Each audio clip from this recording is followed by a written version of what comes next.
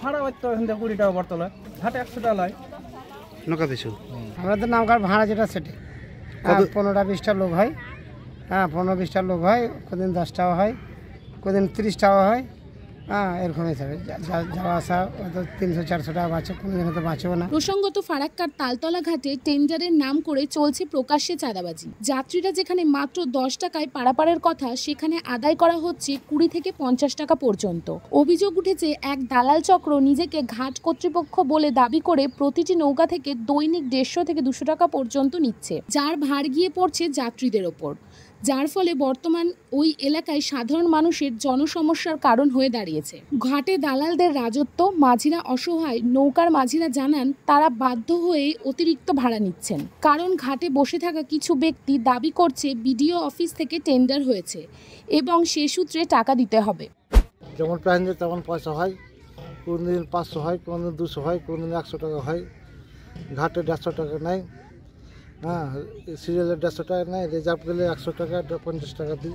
ডাক করে নিয়ে এসে ওরা বলো ওই বিডিও অফিস থেকে 20 টাকাতে 20 টাকা, 25 টাকা, 30 টাকা, 35 টাকা, 40 টাকা, 50 টাকা লাস্ট। কতদিন থেকে করছেন এই কাজ?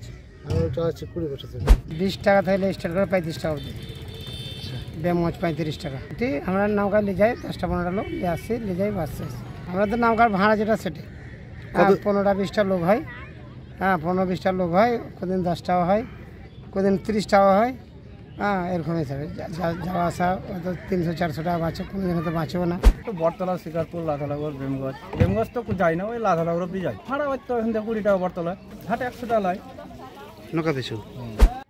সাংবাদিক দেখলেই সরে পড়ে দালালরা।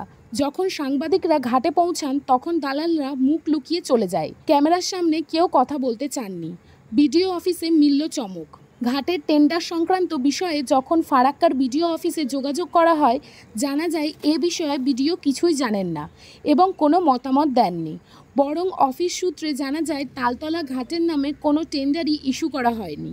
ফলে প্রশ্ন জাগে, তবে কার নামে এই টাকা তোলা? এদিন দুপুরে লিখিত অভিযোগ জমাও দিয়েছেন, তবে এখনো পর্যন্ত এই দালাল চক্রের বিরুদ্ধে কোনো দৃশ্যমান পদক্ষেপ নেওয়া হয়নি। 2023 থেকে কি 24 থেকে আর কি বিডিও অফিসে কোনো অকশন হচ্ছে না, কিন্তু ওরা টাকা দিচ্ছে। অকশন হচ্ছে না, কিন্তু ওরা গোপনভাবে কাউকে টাকা দিচ্ছে। এখন কাকে টাকা দিচ্ছে সেটা ওরাই বলতে পারবে। টাকা যদি না দেয়, না দিয়ে থাকে, তাহলে তো পঞ্চায়েত সমিতির কিছু হেলদোল থাকবে। সেটা তো হেলদোল দেখছি না। আমি পঞ্চায়েত সমিতির সঙ্গে আলোচনা করেছি যে ওই ঘাটটা অকশন করতে হবে। পঞ্চায়েত সমিতিরও কোনো হেলদোল নাই।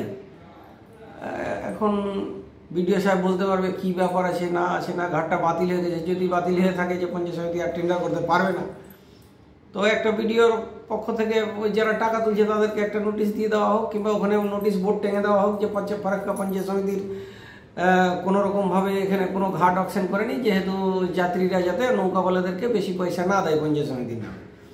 কিন্তু যাত্রীরা তো ওখানে সাফার হচ্ছে যে পঞ্চায়েত সমিতির নামে নৌকাওয়ালারা টাকা নিচ্ছে যাত্রীদের কাছ থেকে, যেখানে 10 টাকা ভাড়া সেখানে 50 টাকা নিচ্ছে।